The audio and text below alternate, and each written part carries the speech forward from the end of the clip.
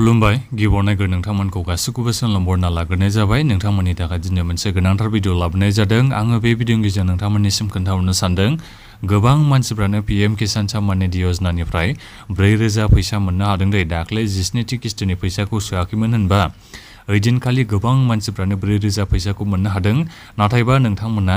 मात्र 2000ल' फैसाखौ मोननो हादों जानांगौ दा बिनिखायनो आङो बे भिडिअनि गेजेरजों खोन्थाहरनो सानदों सोरबादि मानसिफोरा 4000 फैसा मोननो हादों पीएम किसाननिफ्राय आरो नोंथांमोना 4000 फैसा मोननोबा नोंथांमोना माबाफोर खामानि मावनानै लानो नांगोन नामा आं बेखौ बे भिडिअनि गेजेरजों खोन्थाहरनो सानदों दा बिनिखायनो नोंथांमोना बे भिडिअखौ गासिबो जोबजासिम नायलांबानो जाबाय आं गिबियाव नोंथांमोननिसिम गासिबनिसिमबो गुरै खावलायनाय थाग्रोबाय दे नोंथांमोनाथ' गोबां मानसिफ्रानो भिडिअखौ नायो नाथायबा नोंथांमोना दासिमबो गोबां मानसिफ्रानो माने चेनेलखौ साबस्क्राइब खालामना लायाखै आरो दा बिनिखायनो आं नोंथांमोननिसिम गुरै खावलायनाय जायो अनना नोंथांमोना गासिबो चेनेलखौ साबस्क्राइब खालामनानै लालाय होननानै जाहाथे नोंथांमोना बेबादिनो भिडिअखौ मोनबाय थानो हायो दानिया आं नोंथांमोननिसिम खोन्थाहरनो सानबाय सोरबादि मानसिफ्रा 4000 फैसा मोननो हादों आं बेखौ आरो बेजों लोगोसेनो नोंथांमोनाथ' माने 2000ल'सो फैसा मोननो हादों नालाय दा नोंथांमोनाबो 4000 मोननो लुबैदोंबा नोंथांमोना माबाफोर खामानि मावनानै लानो नांगोन नामा आं बेखौ बे भिडिअनि गेजेरजों खोन्थाहरनो सानबाय गिबियावनोथ' आं बेखौ नोंथांमोननिसिम खोन्थाहरग्रोनोसै दे एफटिअ प्रसिडनि बे प्रब्लेम जानायनि बागै एफटिअ प्रसिडा जोंहा मानि थाखाय न' जायो एफटिअ प्रसिडा जोंहा बे फान्ड्स ट्रान्सफार अर्डार सेन्ट्रेल गभर्नमेन्टआ फान्ड्स ट्रान्सफार अर्डारखौथ' होखायो नाथायबा जोंहा स्टेटआव माखासे एप्रुभेलनि गोनांथि जायो दे फैसाया नोंथांमोननि बेंक एकाउन्टआव हाबनो थाखाय दा बिनिखायनो फान्ड्स ट्रान्सफार अर्डारा न' जानानै थायो नोंथांनि गासिबो डिटेल्सआ थिग जानायनि उनावबो जेरै लेन्ड सिडिंआबो जाबाय इक्वेसिखौबो नोंथाङा होनानै लाबाय आदाराबो बेंक एकाउन्टजों लिंक जाबाय अब्लाबो नोंथाङा फैसाखौ मोनासै एफटिअ प्रसिडा न' जानायनि थाखाय waiting for approval by state जानानै थाबाय दा बेनि जाहोनानो जाहैबाय स्टेट गभर्नमेन्टआ नोंनो एप्रुभेलखौ होआखै जुदि बिथांमोना एप्रुभेल होबाय जेनेबा स्टेट गभर्नमेन्टआ जेब्ला माने एप्रुभेल खालामगोन अब्लानो एफटिअ प्रसिडा येस जागोन आरो लोगो लोगोनो नोंथाङा पीएम किसाननि फैसाखौ मोननो हागोन नाथायबा नोंथांमोना बेखौ साननो नाङा एफटिअ प्रसिडा नोंनिया एसे गोबावानो जाबाय जेनेबा एफटिअ प्रसिडा न' जाना थानाया नाथायबा एसे उनावनो एफटिअ प्रसिडा येसबो जानो हागौ फैसा सोनायनि जेबो बेहाय लिमिट गैया आरो टाइमबो गैया एसे उनाव नोंनिया बे एफटिअ प्रसिडा येसबो जानो हागौ बिनिफ्राय नोंनियाव फैसाया हाबनोबो हागौ दा बिनिखायनो एफटिअ प्रसिडा न' जानायखौ नोंथांमोना जेबो खालामनो हाया दे बेखौ आं नोंथांमोननिसिम सिगाङावबो खोन्थाहरदोंमोन आरो नोंथांमोना गोबांनो सोंबाय थायो दा बिनिखायनो आं बे भिडिअनि गेजेरजों आरोबाव खोन्थाहरबावनाय जाबाय एफटिअ प्रसिडा जुदि न' जाना दङबा सिन्था खालामनाङा नोंथांमोना एसे उनावबाबो फैसाखौ मोननो हाखागोन आरो जुदि मोनाबा नोंथांमोना 18 इनस्टलमेन्टआव खेबसेनो जयै मोननो हागोन दे बेखौ मिथिना लाबोनो जाबाय दानिया आं नोंथांमोननिसिम खोन्थाहरनो सानबाय सोरबादि मानसिफ्रा 4000 फैसाखौ मोननो हादों गोबां मानसिफ्रानो मोननो हादों दे जायफोर गोदान एप्लाइ खालामनानै लानाय बिथांमोना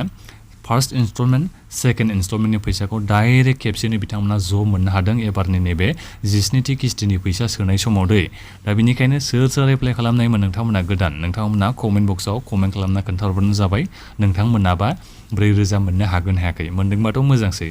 खाफालनिबो एसे गोनांथि जागोन दै गोबां मानसिफ्राथ' गोदान एप्लाइ खालामो नाथायबा 2000ल'सो गोबानो मोनो नाथायबा जायफोरना खाफाल दङ जायफोर माने मोनफ्लांबाय 4000 बा जोबोद मोजां नाथायबा बांसिनखौनो बेखौ नुनो मोननाय जायो जायफोर बिथांमोना गोदान एप्लाइ खालामनाय पीएम किसाननि थाखाय नाथायबा नोंथांमोना बे खामानिखौ मावना दै जायफोर मोनखाबाय थायो पीएम किसाननि गोदान एप्लाइ खालामनो होननानै बेबायदि दा मावनो नाङा नोंथांमोना फैसा मोनखाबाय थानाय गोदान एप्लाइ खालामबाथाय आरो मिस्टेकसो जानो हागौ दा बिनिफ्राय नाथायबा मोनसे खामानिखौ मावनो हायो जायफोर नोंथांमोना सिगांनिफ्राय पीएम किसाननि फैसाखौ मोनबाय थायोमोन नाथायबा गेजेर ससेयाव इक्वेसि होयिनि थाखाय एबा लेन्ड सिडिंखौ खालामना लायैनि थाखाय एबा आदार बेंक एकाउन्टजों लिंक गैयिनि थाखाय फैसा हाबलाबा बे एकाउन्टखौनो नोंथांमोना सुद्रायना लाबोनो जाबाय पीएम किसाननि बे सिगांनि एकाउन्ट पीएम किसान एकाउन्टआ बेलेग नोंनि बे बेंक एकाउन्टआ बेलेग दै पीएम किसाननि बे सिगांनि बे रेजिस्ट्रेसन नाम्बार थाया होमबा बे रेजिस्ट्रेसन नाम्बारखौनो लानानै नोंथांमोना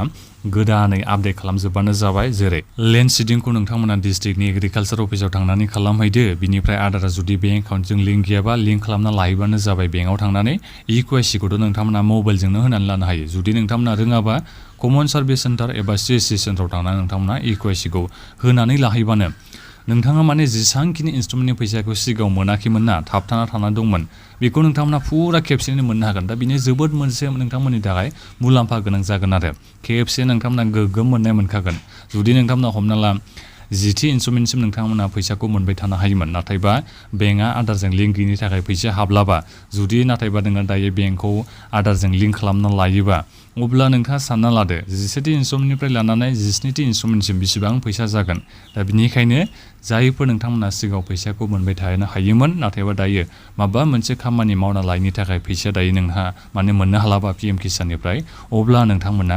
बे पिएम किसाननि एकाउन्टखौनो खालामना लाफिनबानो जाबाय जाहाथे नोंथांमोना फैसाखौ खेबसेनो जयैनो फैसाखौ मोननो हायो दा बेदिस' जाहैबाय मोनसे खोथाया दानिया फैदो नोंथांमोननिसिम आं बेखौ खोन्थाहरफिनसै गोदान एप्लाइ खालामनाय नोंथांमोननिसिम दै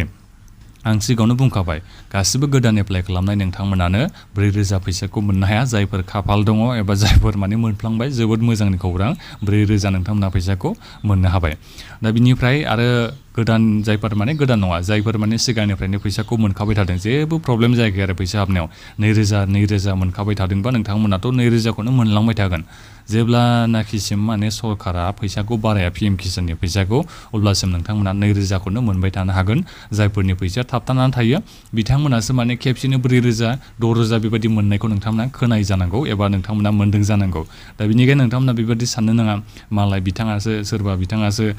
8,000 मोननो हादोंनो माथो पिएम किसाननिफ्राय आंलाय बोरैथो 2,000ल' मोननो हागो बेबायदि नोंथांमोना सानलायगोन बेबायदि नोंथांमोना साननो नाङा दै बिथाङा खेबसेनो 8,000 6,000 मोननो हादों मानि थाखाय बिथांनि बे पिएम किसाननि फैसाया थाबथाना थानायनि थाखायसो बिथाङा खेबसेनो ज' मोननो हानायनि थाखायसो बिथाङा बेबायदि मोननो हादों दै दा बेनिखायनो आं बेखौनो बेबायदि गेजेरजों खोन्थाहरनाय जाबाय 2,000खौ नोंथांमोना दायो मोनबाय थानो हागोन पिएम किसाननिफ्राय किस्ति हिसाबै दा बिनिफ्राय दा जोंहा बाजेटआबोथ' जानो थांगासिनो दङ नैबे जुलाइ मासावनो जोंहा बाजेट सिजोना जानो थांगोन दा बे बाजेटआव माबाफोर डिसिसन लायोबा पिएम किसाननि आं बिनि बागै भिडिअ लाबोगोन दा बिनिखायनो नोंथांमोना चेनेलखौल' साबस्क्राइब खालामना लाबोनो जाबाय आरो बिनिफ्राय नोंथांमोना दासिमबो पिएम किसाननि बे 19थि किस्तिनि फैसाखौ मोननो हायाखैबा भिडिअ कमेन्ट आंनो कमेन्ट खालामबानो जाबाय दा बेखिनियानोमोन नोंथांमोना बे भिडिअखौ गासिबनोबो शेयार खालामबानो जाबाय आरो भिडिअखौ नोंथांमोना लाइक खालामनो दाबाव गासिबो नोंथांमोना बे भिडिअखौ लाइक खालामबानो जाबाय आरो बेजों लोगोसेनो नोंथांमोना पिएम किसाननि फैसा हाबनायाव माबाफोर प्रब्लेम जानानै दङबा नोंथांमोना भिडिअ कमेन्ट आंनो कमेन्ट खालामनानै खोन्थाहरबानो जाबाय आं रिप्लाइ होनो नाजागोन आरो नोंथांमोना जायफोर चेनेलाव गोदानै फैनाय चेनेलखौ नोंथांमोना गासिबो अननानै साबस्क्राइब खालामनानै लाबोनो जाबाय दा बेखिनियानोमोन गोजोन्थों